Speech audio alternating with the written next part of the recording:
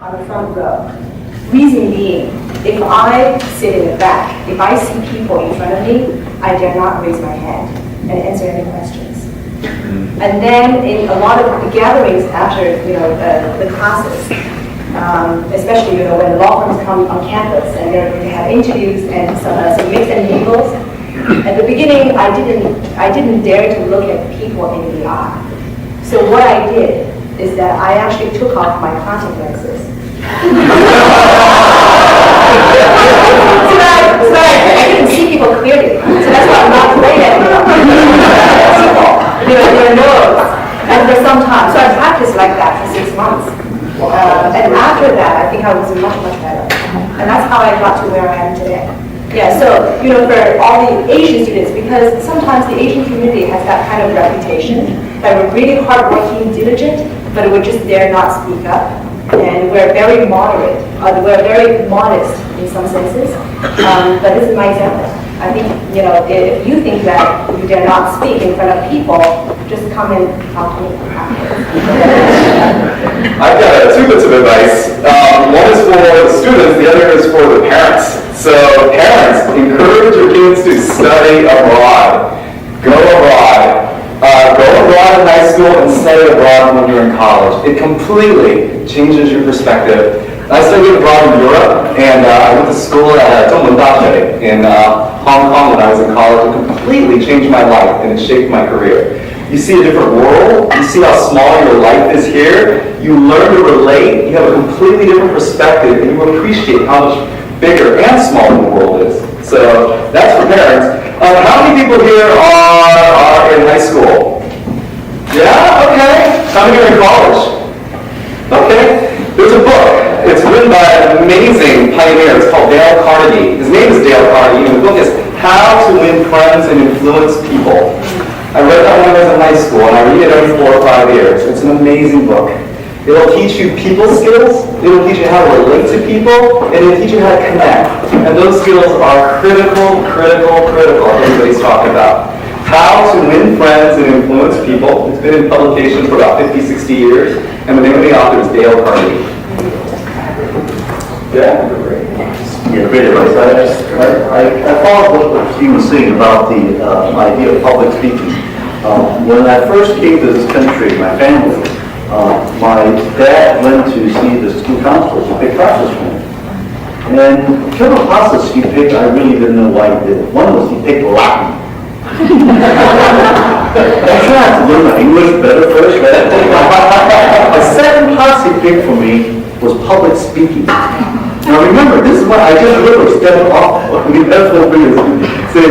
just got off the plane, and we've only been in this country for about maybe 2 months. In my 10th grade, Berkeley High School, for public speaking. And it didn't make sense at the time. My teacher in public speaking says, "Why are we here?" That was literally what she said initially. But at the end of the semesters, I think everybody realized how good that was actually for me. Because it really forced me to organize my thought, to be able to speak to, at least my class, right, public speaking in the class. But that's something that is a second language, I felt less worried about my accents, but really just trying to get my point across. And one thing I actually learned is that even though I had an accent, people could understand how I get my point across when I'm genuine and when actually I'm passionate about what I'm talking about. And sometimes I think that in some ways has held back a lot of students and those who don't speak English as a first language, thinking that I have an accent, so I don't want to speak and I'm embarrassing. On the other hand, I think that's the absolute wrong way to look at that. I mean, you can work on accent reduction and all that, but at the same time, this should not be a barrier for you to be able to express yourself. And because by not expressing yourself, especially in the American culture, people actually look at you very negatively. In Chinese culture, we're taught to be modest. We're taught to be, humble. Well, in this country, and you're too quiet and too modest, you don't get anywhere. You have to be able to sell yourself. Be assertive. Be assertive. And that's something that, culturally speaking, I think is so important that we got that. So I have to thank my dad for making me do public speaking. I still don't know why I'm laughing. With that, let me open it up for questions from the audience. Anyone have any questions? How do you feel about a general job outlook for lawyers compared to like industries such as technology, finance, or medicine? Want me to take that one? I have to say, I just got done doing up my statistics, employment statistics for the year, and so I'm a bit in that mode. I think the job prospects and the job outlook is very strong for lawyers. We've been in a bit of a trough that I think everybody went into in 2008. I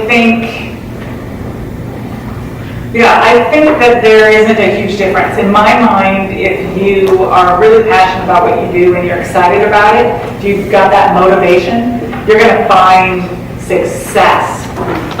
So a lot of the lawyers that I see that sometimes struggle, sometimes because they're not really excited about what they're doing to begin with.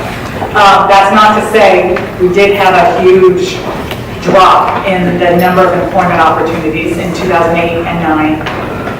Frankly, I see that across the board, and I see all of those opportunities rising across the board. I don't see a substantial difference. I might say that if you've got a strong tech background and you love doing engineering, that can be a really great opportunity. We didn't see as much dip in that area elsewhere, but other than that. I can add to the outlook for my career because I'm a recent grad. So I graduated in 2010, which is 2 years after the economic downturn. That was one of the worst times ever. So I graduated from Northwestern School of Law, and I talked to some people who had graduated a long time ago, and they said 5 years ahead of us, ahead of our year, almost 80% of the people got 3 to 5 offers in their hand when they graduated. But our year, I believe that approximately the people that I know who had job offers in their hand are approximately 60%. And for the rest 40% of the people, they didn't know, when they graduated, they didn't know where they were going. And also out of those 60% of the people, some law firms actually deferred their offers, if you know what deferral is. So basically they're saying that, okay, we give you the offer, but you come back in 1 year or 2 years. And I also know a few law firms actually rescinded their offer, even after they accepted the offer in that year. So our year is one of the worst. And I remember in our third year OCI period, within 1 month, I think the market dropped like this. So it was really depressing at that point, when I was at school. But I know that in recent years, in 2000, I think starting from 2012 and 2013 and 14 until now, I believe that it's getting much, much better. But still, I think it is getting harder and harder in general to get better jobs at people. And I should qualify that. So you asked me how does it compare? I think it compares pretty comparably. But what I have to say is that before 2008, there was this expectation that going to law school was sort of a guarantee of a great life, of a financially secure life from then on out. And there was just this belief that you just went to law school and then you have a great career and good money from then on out. That is not the case anymore. A law degree is not a guarantee of a great salary and more opportunities than any other profession. I think we line up a little bit more realistically with every other graduate degree and other kind of professional opportunities. So there is a distinction there. I don't think there is the same sorts of opportunities that were there 10 plus years ago. I think we line up a bit more with opportunities you get coming out of B school or med school. Well, med school is probably a little more. So Charles mentioned something which I think is very important. Thanks for mentioning that. Let me just ask the panel about work-life balance. How much do you guys work?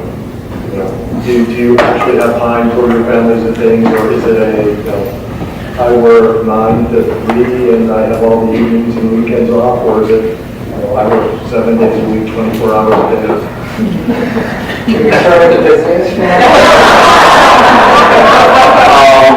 guy who makes the most money from this. Minimum wage. My hours, I work a lot. I work a lot. I think you're going to find most partners and most lawyers who are really at their jobs, especially with litigation. You work a lot. I start at about 10 or 11 a.m. I usually work till about 8 or 9 p.m. because most of my clients are in Asia, so my day doesn't even really begin until about 3 or 4 o'clock. I work every Sunday, but not necessarily substantive work. A lot of the times it's just organizing my schedule, getting ready for the week. And the reason I work on Sundays is because Monday through Friday I don't want it to be too heavy. I don't have time to do extracurricular activities, go to happy hour, meet with my associates, hang out with other people at the firms. I don't like my week to be too heavy. If I can do about 50 to 55 hours a week, I think it's great. So it's not too bad. Do you have hobbies and friends outside of work? Yeah, actually, I'm really, talking about passion, for the past couple of years, I've been chairman of an organization called CALOBA. It's the Gay Lawyers of San Francisco. It's the oldest and it's the largest organization of gay lawyers in the world. And I was very, very passionate about the gay marriage fight. We led different avenues of fighting, whether it was briefing or litigating or arguing. So I spent a lot of time doing that. And yeah, there is time. You can make time. But like everybody else on the panel has said, the most important thing is that you really love your job. And if you love what you do, it never really feels like it's work. Well, sometimes.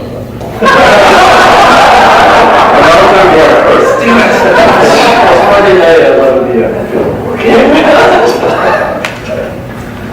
Well, the proverb, I guess, on that note would be, is it Confucius that said that if you love your work, you don't work a day?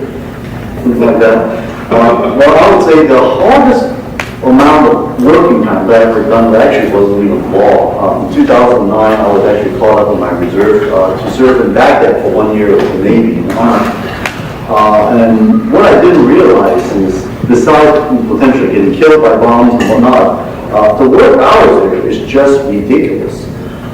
It was Monday through Saturday. We started at 7 in the morning, and I didn't get back to my shoe, the container housing unit, we call them shoes, usually at least 9 or 10 p.m. at night, on Monday through Saturday. On Sunday, I get to sleep in the morning. I get to work at noon, and I go back to my trailer around 6 or 7 at night. So that's, we call it the battle rhythm on a weekly basis. It was really, really tough in terms of long hours.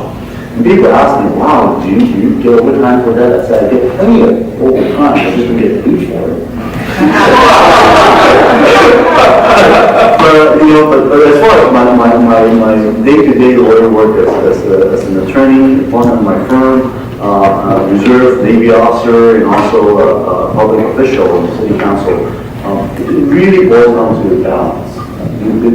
How well you do is not really measured so much by global hours or the work you do. Really, it's not I might do really well at work if my girls are like funking out of school. That's not good, right? That balance is not working. And it's tough. And having my spouse who is very, very supportive, and we were able to make that work. But ultimately, I always tell people, there are times I work only maybe 40 hours a week, maybe 60 hours a week at work, plus my Navy, plus my other stuff. But at the end of the day, I do try to maintain it by saying, like, you work every Sunday. That's one thing I try not to do, is I try not to work on weekends at all. I basically do not schedule work on weekends, unless it's something out of the ordinary. And there are times like that in vacation. But other than that, my weekends is time for me to be A, my family, B, my public life. Event for the city or happening on the weekends.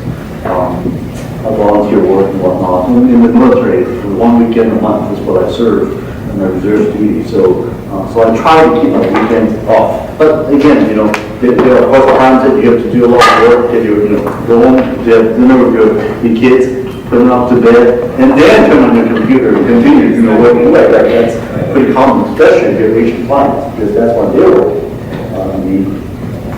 Charles, government job, Monday. I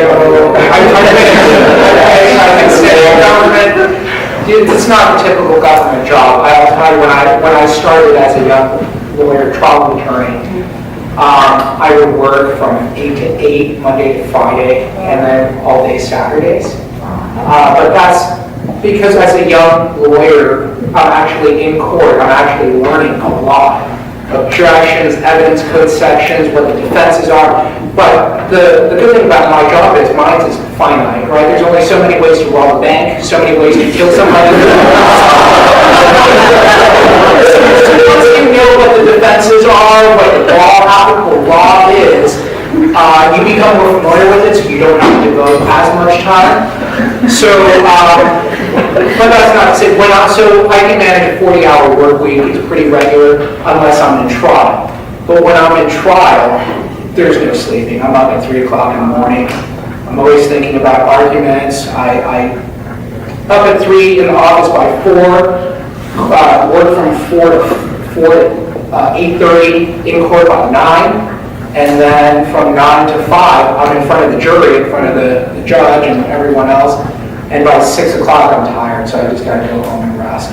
So it just depends. Most of the time when I'm not in trial, it's pretty manageable. But when I'm in trial, we're working. Your tax dollars are going to a good place.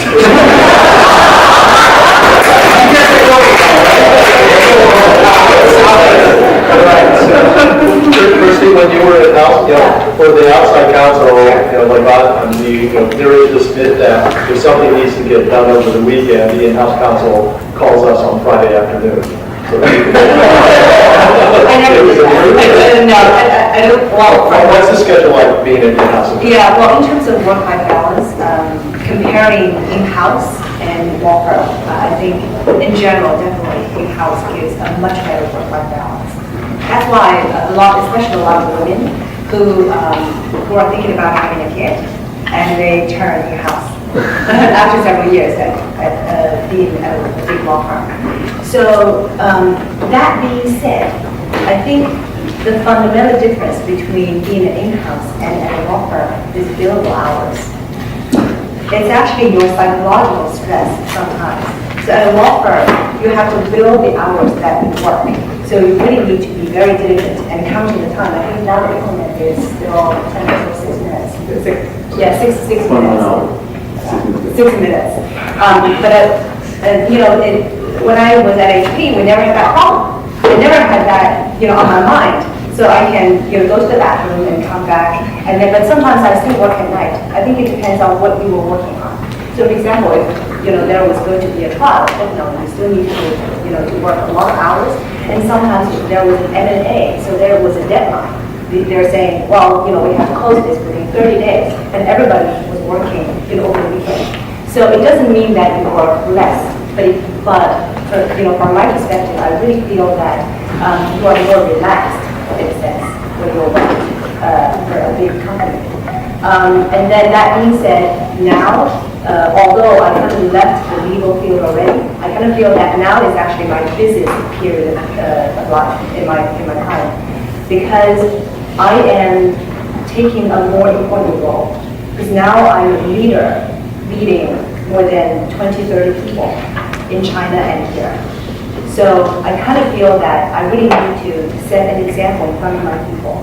So when my people were working in the office, I couldn't say that, I can leave now at 5 o'clock. I couldn't do that. So I kind of feel that it's not only whether it's the legal field or it's the business world, it's sometimes about where you are in the matter. So after some years, after being the first 3 to 5 years working as a lawyer, and you would have come across this problem, where do you want to go next? Do you want to become a partner? Or do you want to jump to be an in-house? Do you want to be a leader? Or you just don't want to be a lawyer, for the rest of your life? So that's something that you need to think about. I know that now it's a little bit early, but that's something for the long run. So I didn't quite time this right. I don't think we quite have enough time for more questions from the audience, but I would ask you to come down and ask our panelists afterwards. Let me just wrap up with one final question. When I was in high school, I always hated panels like this. It's a bunch of overachieving people. All the things that they've overcome to become these sort of perfect role models. And the parents are sitting there thinking, oh, this is so inspirational. And students are there thinking, so much pressure. And you can sort of imagine, on the front of my back, the parents are going to be, oh, did you listen to that odd guy? He's so handsome and he dresses so well. And he worked for 10 years to put his mother and sister.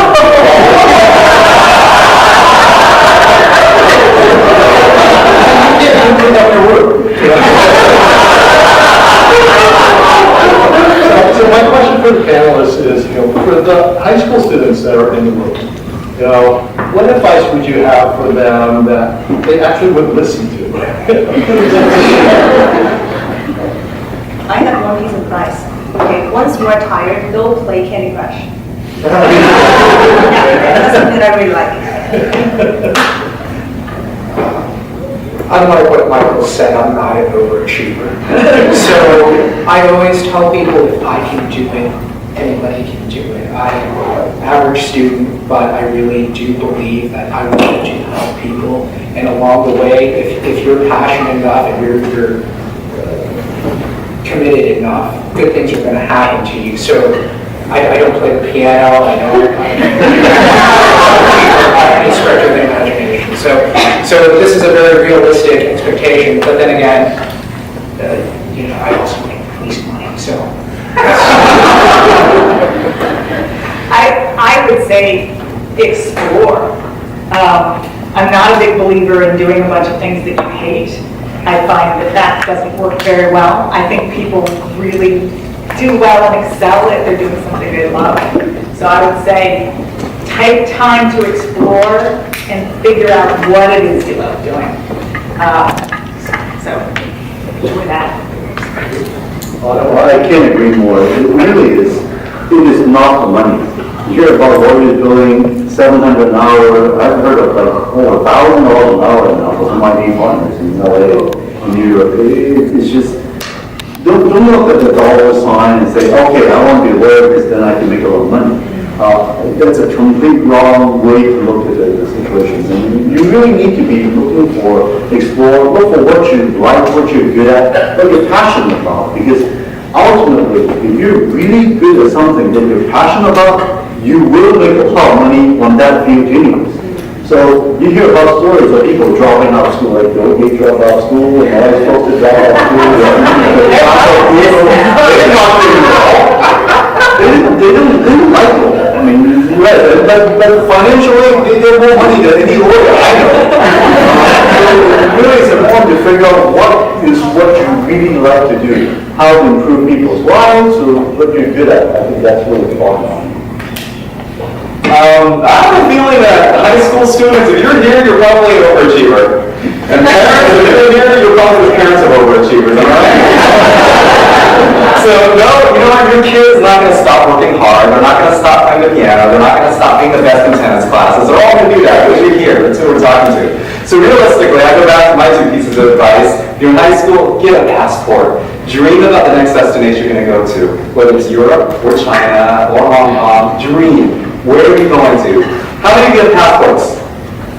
How many of you don't have passports? Okay, all right, I'm going to hunt you down. I want you guys to get passports. And secondly, like I said, get that book.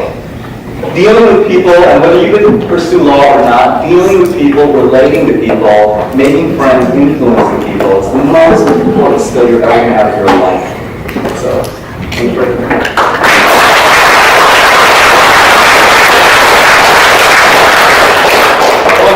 Panelists, actually very inspirational for me to hear, I know a lot about that, Mars Walk, all the different things. I hope our audience found it entertaining and useful, and I would invite you to come, if you have any other questions, come down and ask our panelists afterwards. Thanks, Amanda. We're going to do one more, Michael. Probably the last one of the very best law schools in this area. This guy go for physical, for example, right? Yeah. And then we also have to give thanks to Darlene Chang, who has such a passion in community service. She proposed this program and she organized the program.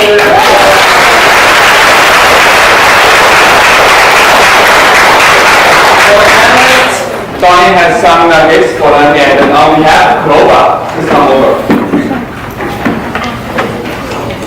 Who's honoring is Stacy, also a CALOBA member.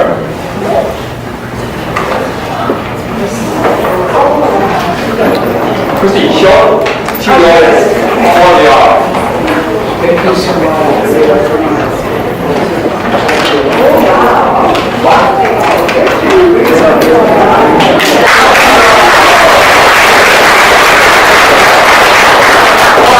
Thank you, everybody. Have a good time.